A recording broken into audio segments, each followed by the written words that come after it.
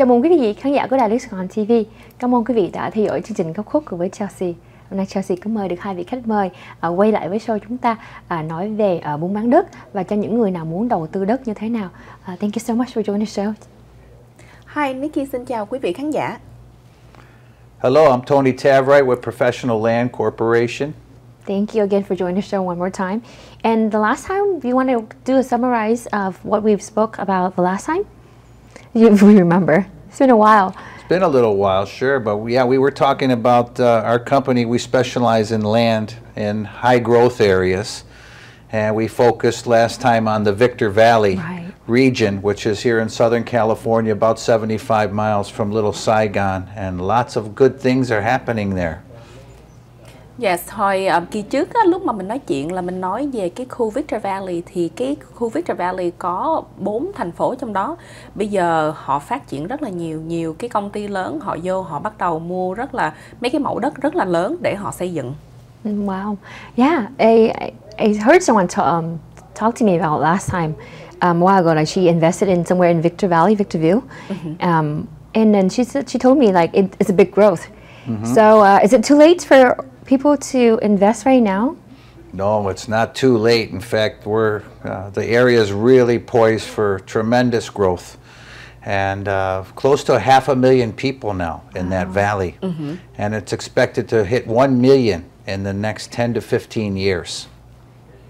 So it's like bây giờ là cái thời điểm rất là tốt để mua, tại vì cái giá còn rất là phải chăng, rất là thấp, nhưng mà nhiều growth, phát triển rất là nhanh. Thank you. Let's start off with, because I want to go back from last time, the last show, when once it was aired, and I know there's other people who called in.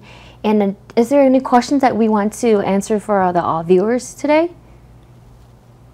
We can talk about the courses that we offer. Yeah, we on our website, and Nikki would be happy if you call us. Call Nikki. She could email you our free land buying course, which is 6 courses. And the first course talks about land and what we look for and what we avoid. Not all land is good. So we are doing a lot of research and only buy the very best, all flat land. And then we talk about the area, some of the news in the area in our courses, specifically the Inland Empire and then the area. And we also have information on our financing in the course, and some criteria, what we look for in the area. We have something called a 100-point formula, where we look for 10 key components in the area and make sure nothing's missing. And then we also have a course on the 4 stages of land. So you want to buy land in the pre-development cycle and sell to the developer. You don't want to buy in a dormant cycle where there's no growth, no activity, middle of nowhere. That doesn't meet our formula. You wait too long. So it's better to buy in the pre-development, sell in the development cycle. Is that too much for you? No, I remember all of it. Okay, good. So, ở đây á, là ở trên online thì công ty mình có dạy mấy cái lớp. Nếu mà khách hàng mà muốn interested á, thì họ có thể lên, hay là cứ liên lạc Nikki đi, rồi Nikki sẽ cố vấn lên online sao, rồi register cho mấy cái lớp. Rồi nếu mà cần thông dịch á, thì cứ hỏi Nikki có thể thông dịch. Thì mấy cái lớp có 6 lớp khác nhau.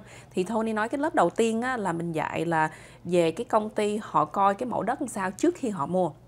Thì bình thường á, là coi cái đó là phải được ra 100 điểm, thì chia ra thành 10 phần, thì mỗi phần á, phải được đúng 10 điểm thì công ty mới mua. Thì cái đất này á, làm research rất là nhiều, và cái đất này rất là tốt. Mình make sure là cái đất là nó bằng phẳng, chứ không có bị lên xuống hay là trên dốc hay cái gì mà xây dựng không có được. Và có thêm một cái lớp là mình cho khán giả biết là có thể finance, là có cái chương trình mình có thể mượn tiền để mua đất. Với nhiều người cứ suy nghĩ là nếu mà mình mua đất á, là mình phải trả tiền mặt. Cái đó không có đúng, tại vì nhiều nhà bank đúng bây giờ là họ không có cho mượn tiền để mua đất. Nhưng mà ở bên đây công ty này, tại vì cái đất đó là công ty họ own, nên họ có thể cho mượn tiền. Wow. Để Chelsea nói lại bằng tiếng Việt luôn cho quý vị. Thì Chelsea có hỏi là vừa rồi mình có những câu hỏi gì đó mà quý vị đã gọi đến cho Nikki sau khi mình chiếu cái show kỳ trước. Thì đây là mình nói về có những quý vị nào hỏi về những cái lớp mà bên chương trình ProLand có miễn phí là những cái lớp 6 lớp đó là cho miễn phí hết. Đúng rồi. Để cho quý vị nào mà muốn hứng thú mà muốn biết đến thì có thể gọi cho chị Nikki. Nikki, can we have your phone number? Yes, quý vị có thể liên lạc Nikki số 714 916 6078. Yeah, thank you. Thì hồi nãy Chelsea cũng muốn nói luôn là có những quý vị nào mà Chelsea biết đó, họ có nói đến là vấn đề là họ ngày xưa họ cũng đầu tư mua đất ở Victor Valley, Victorville, là cùng một chỗ phải không chị? Đúng rồi, Victorville là nằm trong Victor Valley. Tại Victor Valley là có 4 thành phố là Victorville, Apple Valley, Adelanto với Hesperia. Wow, that's far. Thì rất là xa, nhưng mà có những quý vị đã nói với Chelsea là họ có mua đất đó và đầu tư, và bây giờ tiền nó cũng lên rất nhiều thì họ cũng nói. Nhưng mà vấn đề là ngày xưa mình cứ nghĩ là cái đó là mảnh đất trống, nhưng mà thật sự ngày nay nó đã phát triển lên rất nhiều. Cũng có nhiều người xây nhà. Như ông Tony có nói là hồi nãy là bao nhiêu 100.000 triệu người đã mua đất rồi hả?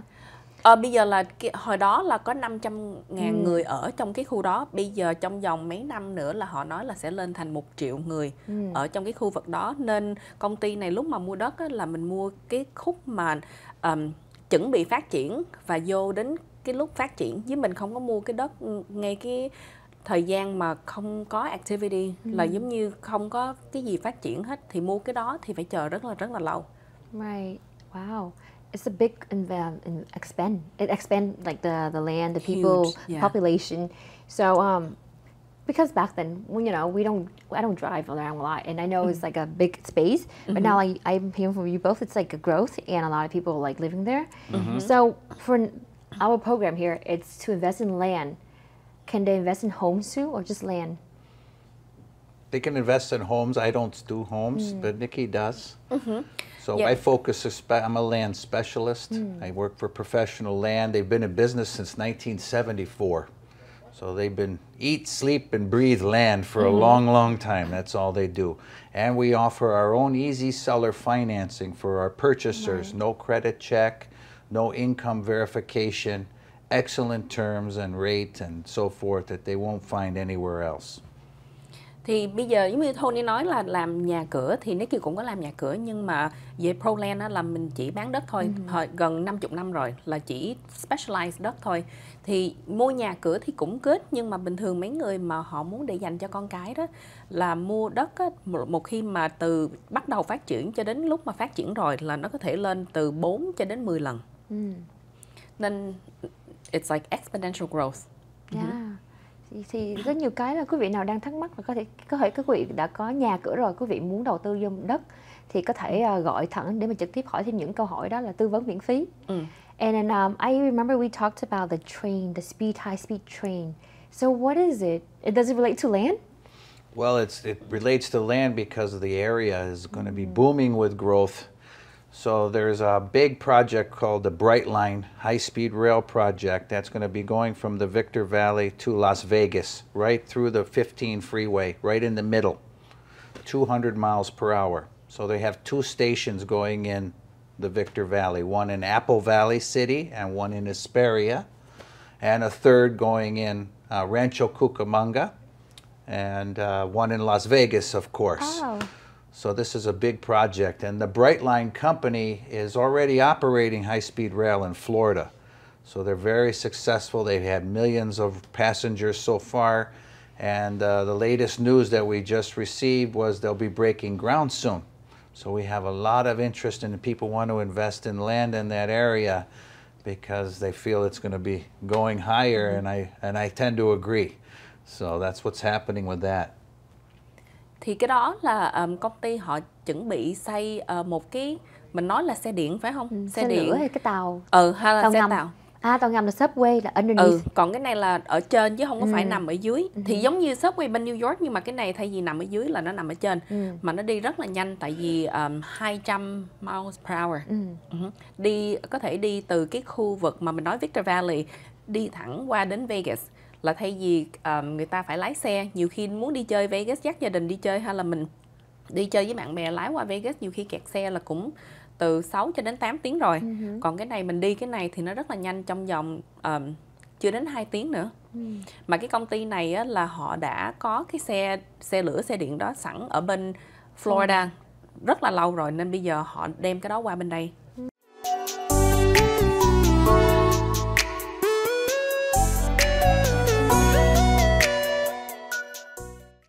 that means like there's opportunities for people working.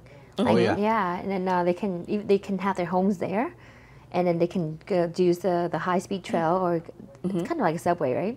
They can do that and go to work, and so it's nice. And the cost of living there, it's less than here. Yes. Yes, So it's a much win-win more situation. affordable. For homes there, it's about $400,000 average home price. So a lot of young families are moving there. Nice. The train alone is creating 40,000 jobs while it's under construction. And then just in Victor Valley alone, 1,000 permanent jobs. It's a $10 billion project, and it's going to bring billions to the local economy in that area. All these people need housing, restaurants, gas stations, hotels, and you name it. So this is a great time to acquire land there while it's still affordable. Right. Tại vì xây dựng cái đó là 10 tỷ. Thì trong cái 10 tỷ cái job là 40.000 job. Nên Chelsea cứ nghĩ đi 40.000 là có nghĩa là người dân mình phải dọn ở đó. Mà 40 job có nghĩa là sẽ 40.000 người vô cái khu đó. Thì cái đất nó sẽ lên. Tại vì nhà hàng, mấy công ty lớn và bây giờ mấy cái warehouse vô rất là nhiều. Mà mấy cái warehouse ở đó thì họ trả tiền lương cũng ok, trên 20 mấy đồng một giờ. Mà nhà họ có thể mua bây giờ khoảng 400 mấy chục ngàn.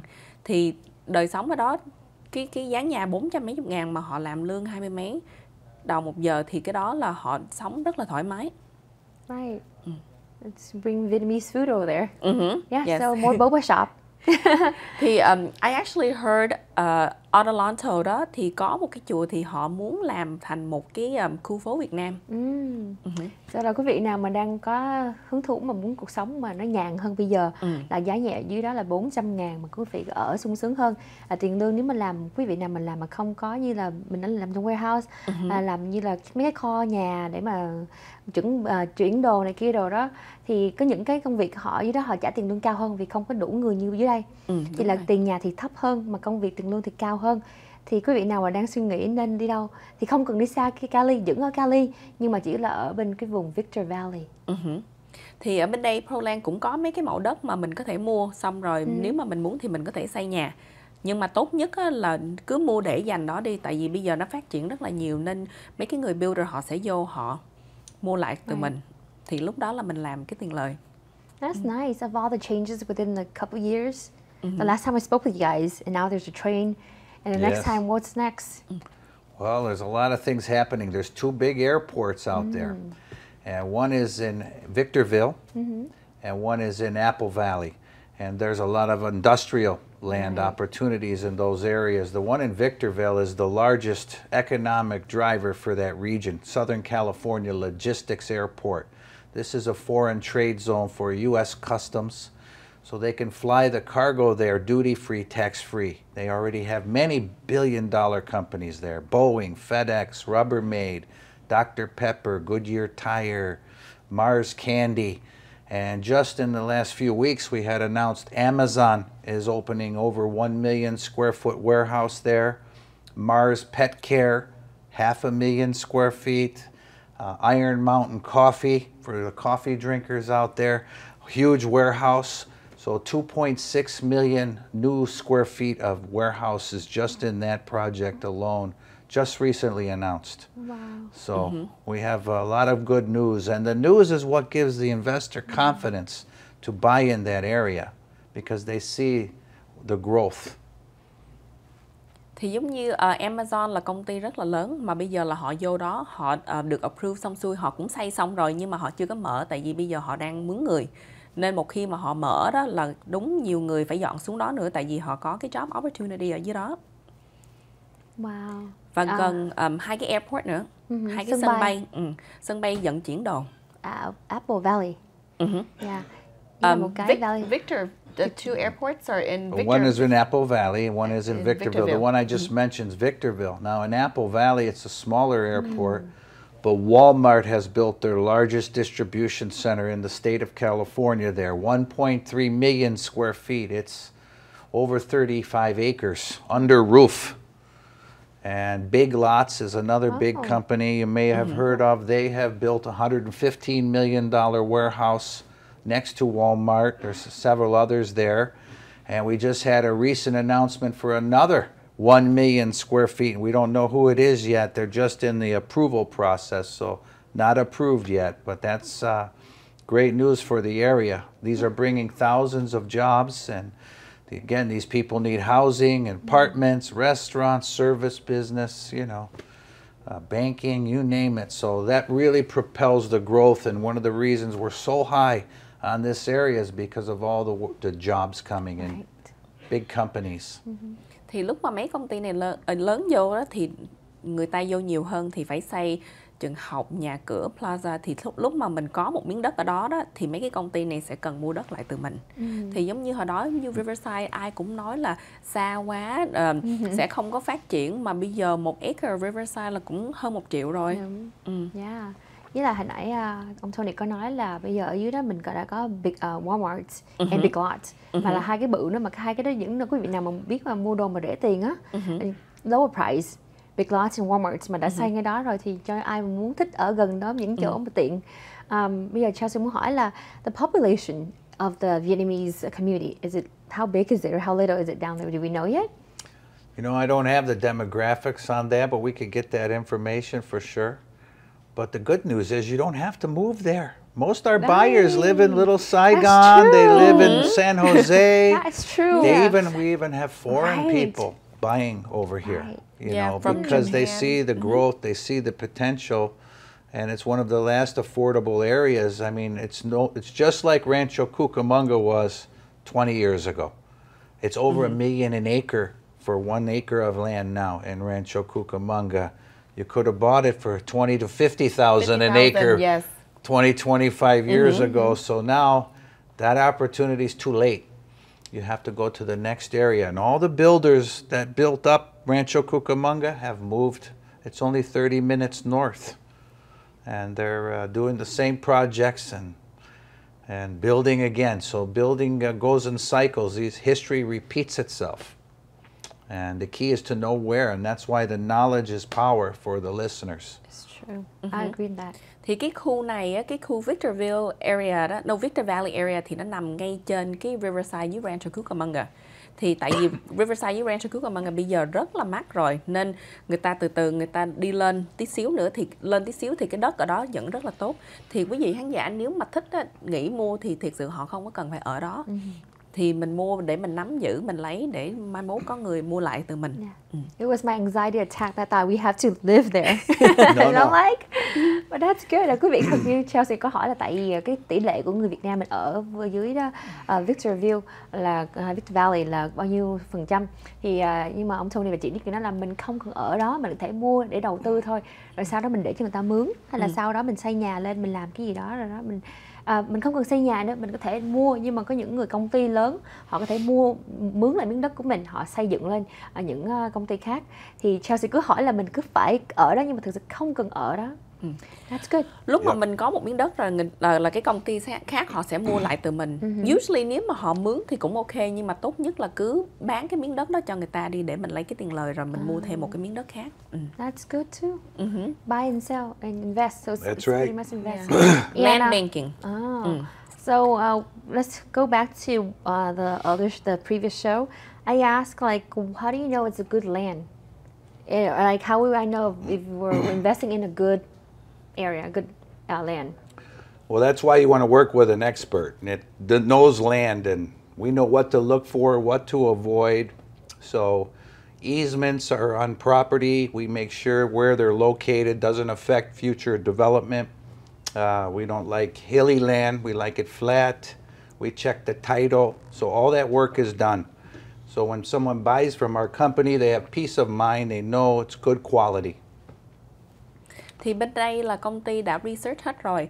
Thì mấy cái miếng đất mà công ty mua là không có bị một cái easement mà nó run thẳng vô cái đất của mình hành ngang. Thì mấy cái đó là của chính phủ. Thí dụ mà họ phải cần xây điện nước hay này kia nọ, thì thí dụ mình coi cái miếng đất đó, mình nghĩ lúc mà mình mua là cái đó thực sự là của mình, nhưng mà không phải như vậy. Nhiều khi đất trống mà mình mua thì có một phần đó là của chính phủ. Mà nếu mà của chính phủ mà nó nằm ngang cái đất của mình là mình không có xây được, tại chính phủ nó sẽ không có cho mình xây.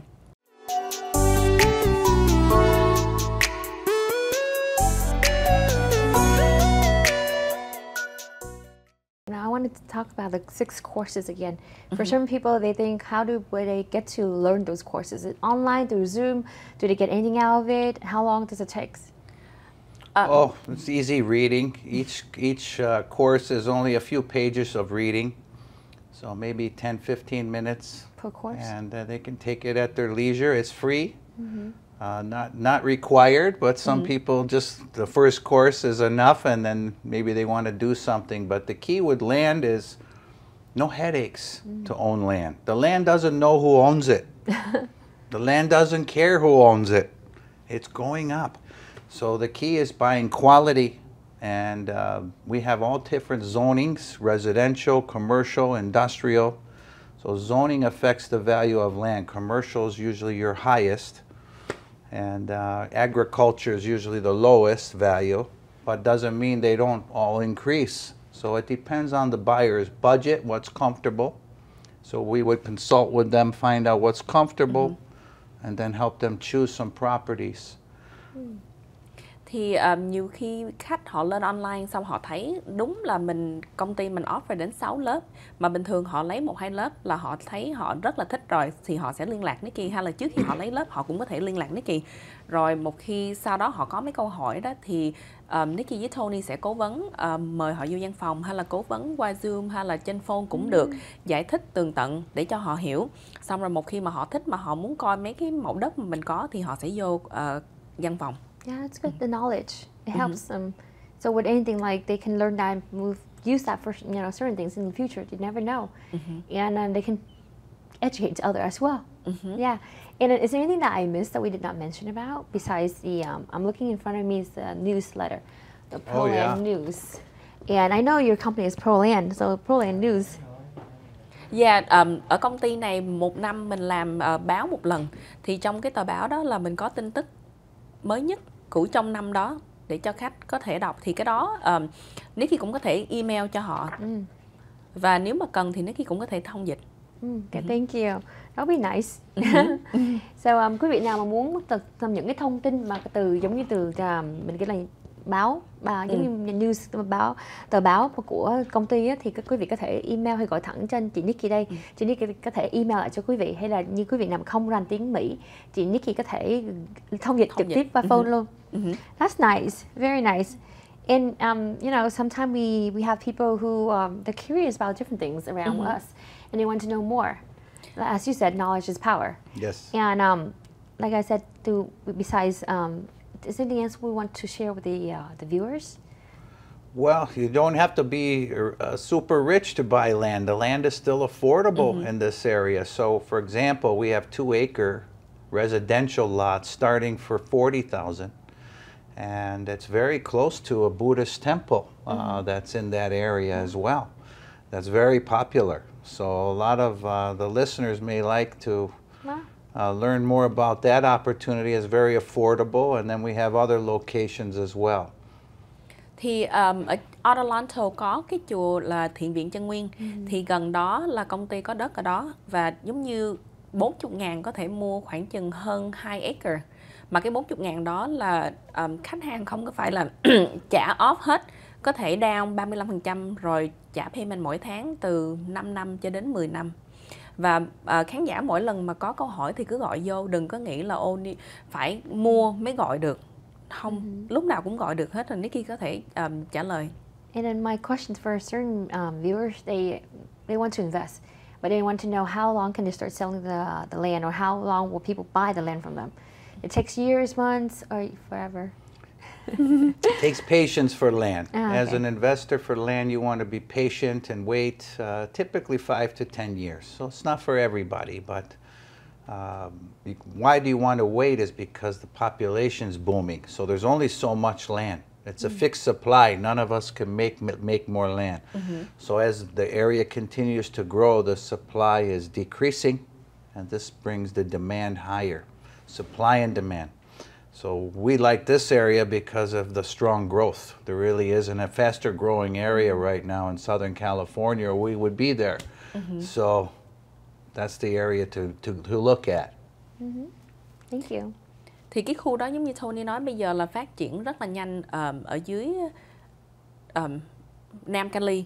là cái khu đó là phát triển nhanh nhất. Yeah, thank you. Thì hồi nãy Chelsea có hỏi ông Tony là ở những quý vị nào mà muốn mua đất, mua nhà, mua đất, rồi xong mình sẽ để khoảng bao lâu rồi mình mới được cái để mà dự tính mà khá là bán lại hay cho những người khác, công ty khác mua thu vô cái miếng đất của mình. Thì ông Tony nói là tùy theo quý vị nên nhẫn nại chút xíu, là để khoảng chừng 5 năm đến 10 năm để tại cho những miếng đất đó nó lên cái giá trị của nó càng ngày càng cao hơn. Ông Tony có nói là một miếng đất nó chỉ có bao nhiêu đó lớn thôi, chứ mình không có làm lớn hơn được nữa, cho nên quý vị chịu khó nhẫn nại chút xíu để mà cho tiền giá đất nó lên cao chút xíu nữa mới bán. Tại vì nãy Chelsea có hỏi là có những người giống như mình mua miếng đất đó, mình sợ là mình để hoài suốt đời luôn, mình không có bán được miếng đất đó. Has anyone ever had a land that they worry that they were never able to have someone else rebuy the land? Well, maybe anxious to sell it, but they don't have to worry too much, really. Well, they come in thinking that, but then once they talk to Tony and myself, like we do a whole presentation, then at that point they have a better understanding.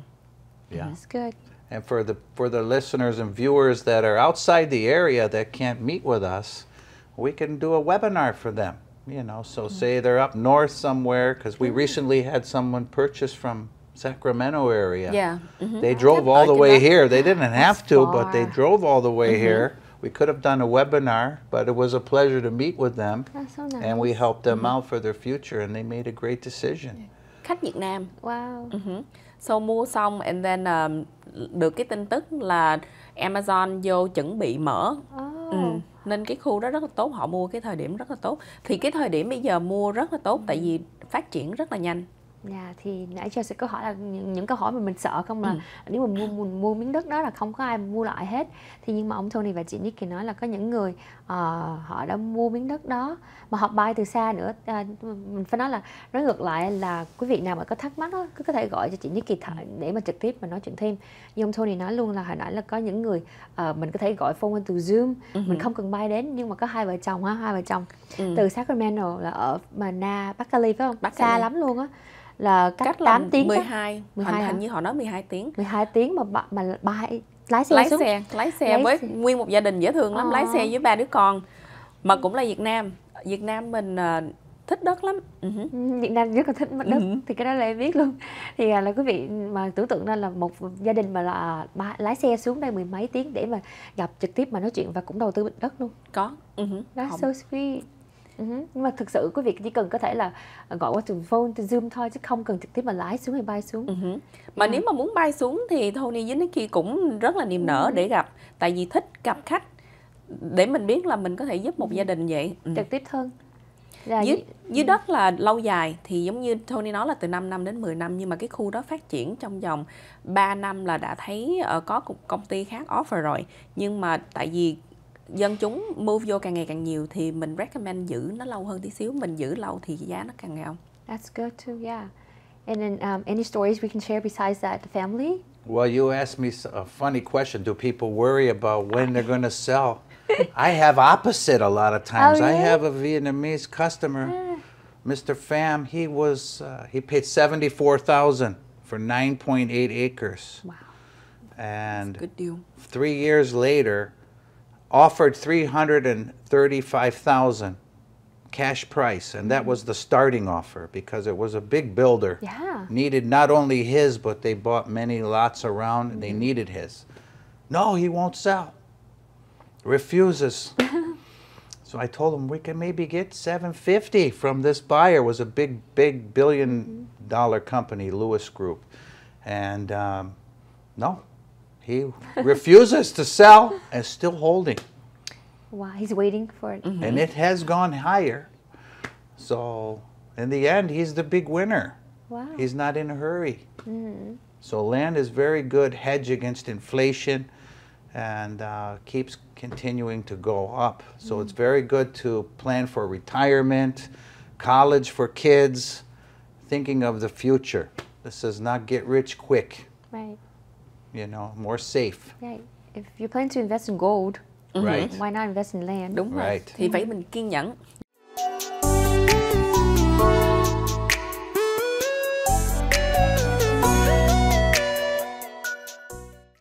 Thì Tony nói có một người khách, họ là tên Phạm. Thì Thì cái chú đó, chú Việt Nam, chú mua cái mẫu đất đó là gần 10 acre, 70 mấy ngàn. Xong rồi trong vòng 3 năm có một cái công ty này rất là lớn, họ phát triển rất là nhanh, thì họ offer chú đó 300 mấy chục ngàn thì chú không chịu. Và đến ngày hôm nay chú cũng không chịu, chú không có bán. Thì Tony cũng nói chú là ok, bây giờ họ offer 300 mấy chục ngàn thì họ rất là cần đất của mình, thì bây giờ sau mình bán lại 750 ngàn đi, thì chú không chịu. Chú nói chú không có gấp rút gì hết á, chú cứ để từ từ. Và đến ngày hôm nay họ cứ gửi thơ hoài, tại vì mỗi lần họ gửi thơ mà chú không trả lời thì họ sẽ hỏi cái công ty bên đây, thì Tony cứ recommend là chú bán, nhưng mà đến bây giờ chú vẫn không bán. Và cái giá trị đất đó lên rất là cao, tại vì gần 10 acre là rất là lớn. Wow. Mà họ xây dựng xung quanh hết rồi, mà cái khúc ngay đó là họ cần xây. Mà chú thì không chịu bán. It's like playing poker. Well, you can't win unless you're at the table. So, for example, if you buy land, say 50,000 for a couple acres today, hypothetically, say in 7-8 years, you get an offer for 300,000. So you make some nice profit, but you have to pay capital gains tax when you sell. And between state and federal, more than about 35% you give for tax on your gain, on the amount you profited. So they have something called 1031 exchange. So for those people that do sell, don't want to pay tax, like most people, you can buy other property within a certain time frame and defer any of those taxes. So you're kind of reinvesting your profit and you don't have to pay. So that's something that we can help them with as well. That's nice. Yes. Là khách lúc mà họ mua đất xong rồi mấy năm sau cái giá trị đất lên cao, thì đúng lúc mà thí dụ mình mua 50 ngàn mà đất mình lên đến 350 ngàn thì cái tiền lời là 300 ngàn. Thì nếu mà mình bán 350 ngàn mà mình lấy hết cái số tiền đó là mình phải đóng thuế. Nhiều khi thuế là từ 30 mấy đến 40 mấy chấm.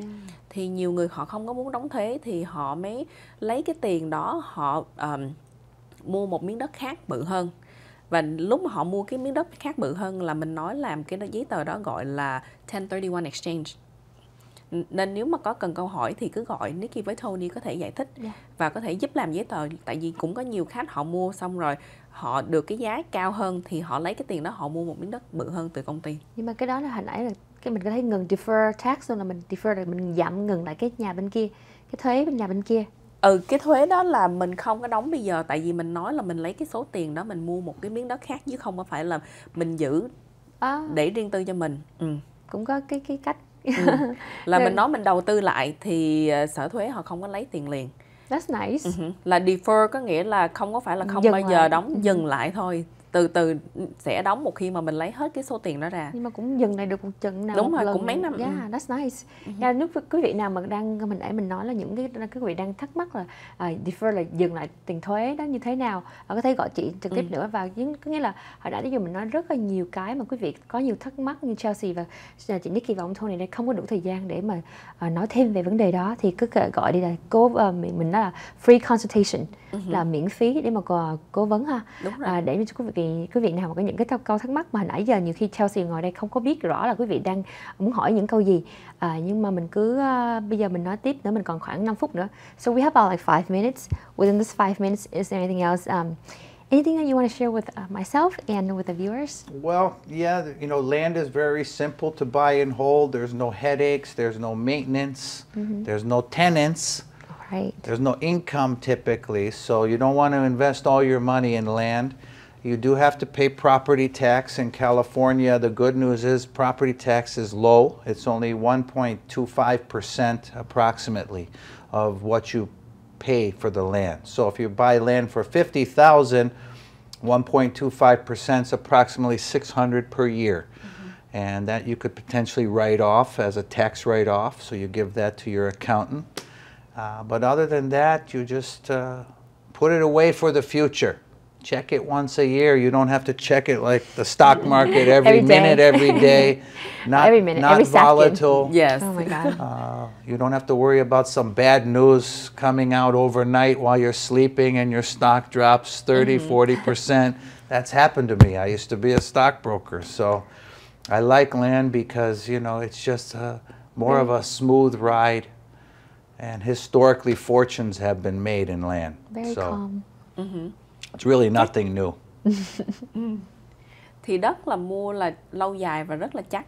Thì mình biết là mình có cái miếng đất đó thì lúc nào nó cũng sẽ nằm ở đó. Nếu mà mình bán thì nấy, còn nếu mà mình không bán thì đất sẽ còn nằm ở đó. Giống như Tony nói là hồi đó Tony là stockbroker, nên nhiều khi sáng thấy cái tiền lên, tối ngủ không nhiên, ngày hôm sau thức dậy thấy nó xuống một cái. Nên stock là cũng good, nhưng mà nếu mà mình có dư giả đó thì nhiều người họ bỏ vô đất. Với lại ông Tony có nói là khi mà quý vị mua đất á, thì không có sợ là mình phải trả, mình không cần phải mướn người và làm như là cắt cỏ hay gì đó, rồi mình cũng không có là mình nói là những người mà mướn phòng hay mướn phòng trọ, mình nói là share phòng hay là mướn phòng nhà, nên mình không có cần lo về vấn đề đó. Mình chỉ cần lo mà mỗi lần là như cái tiền nhà, mình nói là cái tiền đất nó mỗi năm mỗi lên phải không? Đâu, cái tiền thuế đất là có 100 mấy hả? Không có phải mỗi năm hãy lên, mà thuế đất ở bên Cali là thấp 1.25. Thì thí dụ mình mua một miếng đất 50.000 là một năm cái thuế đất khoảng 600 mấy. But the land, did they increase too? Like yearly or annually, like any percentage? Well, we can't. If they reassess it, but if it's They flat, don't reassess it till it gets sold. Oh, So the tax stays low until you sell. oh. Then the new owner pays higher. That's how it works. So it's nice for the landowner. You don't have to worry about it going higher, your tax. Although the value goes up, they don't raise the tax. So that's good. In California, they have that proposition. thì thí dụ mà Chelsea mua một miếng đất 50.000 đi, mà Chelsea giữ 5 năm, thì 5 năm sau thí dụ nó lên 500.000, thì trong vòng cái 5 năm đó Chelsea chỉ đóng cái thuế cái 50.000, tại vì Chelsea mua 50.000. Nice. Còn cái người mà mua lại từ Chelsea 500.000 đó thì họ sẽ trả cái tiền thuế đất cao hơn là 1.25 hay lúc đó cái whatever cái tax rate. That's good. Yeah, some states like Texas, 3% Yeah. property tax. So values aren't as high as here, but tax is higher. Cao. And you're still in California. Yeah. You're not leaving to different states. Yeah. Yeah. But that's nice. It helps a lot of growth with a lot of opportunities for everyone. Yeah, and we have excellent tools to show the land. So, for example, they don't have to drive to see it, although they can. We have direction, we have a sign on the property, but most of them today with the software like Google Earth, all land has what's called an APN number, which is an assessor's parcel number. Like we all have a social security number, each land has an APN number. So we have a software that we use where you can put in the APN and it shows you, wow, Chelsea owns it, and your name and your address, and it's public record. So, and it shows where the land is, and you can zoom in, zoom out, and see it. So we're able to email that to people so they can consider which properties they like and the locations and so forth. So technology helps, definitely. Thì cũng có khán giả thích muốn chạy ra coi cái miếng đất thì cũng ok, và nhưng mà ở đây công ty bên đây giúp nhiều người họ không có lái, tại vì từ tiểu bang khác họ ở xa, thì mình có cái link này, họ có thể vô họ coi cái hình của cái đất và họ có thể thấy cái phát triển xung quanh đất, giống như là công ty nào gần đó hay là cái airport nào gần ở đó. Và tên của quý vị nào mà mua miếng đất nó cũng hiện lên luôn trên Hiện Google. lên luôn, tại vì cái đó là public record. Dạ, là hồi nãy Chelsea có nghe là mỗi miếng đất đều có một cái số của nó, giống như là con người của chúng ta có một số Social Security, thì mỗi miếng đất có một cái số ID của nó và có hiện lên những người chủ nhân. Thì bây giờ mình không cần đủ thời gian nữa. Before we end the show, do you guys have anything to say to the viewers? Well, I would just encourage the viewers, if they want to learn more, get in contact with Nikki. She's super professional. She knows what she's talking about. She's becoming a land specialist now, and that's very specialized. Not all real estate agents have ever had land transactions. So you want to work with someone that knows what they're doing, and our company has been doing this, again, since 1974. So I would encourage you to call now and learn more and see if land makes sense for you and your family. Thank you. Thì quý vị khán giả có câu hỏi thì cứ việc gọi Nikki có thể giải thích và cố vấn rất là tận tình, không có tốn tiền gì hết. Và cái này là Nikki rất là đam mê làm cái này, nên mỗi lần mà khách gọi vô thì Nikki very excited để ngồi để giải thích. Thì Nikki cảm ơn quý vị khán giả, xin liên lạc Nikki số phone 714 916 6078. Thank you so much for joining the show again. Cảm ơn quý vị rất nhiều và đã theo dõi chương trình Góc Khuất, và cũng như là quý vị đã nào có hứng thú muốn mua hứng thú với lại interested in mua miếng đất, đầu tư miếng đất như thế nào, và những câu hỏi có thể liên lạc qua chị Nikki. Cảm ơn quý vị rất nhiều và hẹn gặp lại trong chương trình kỳ sau.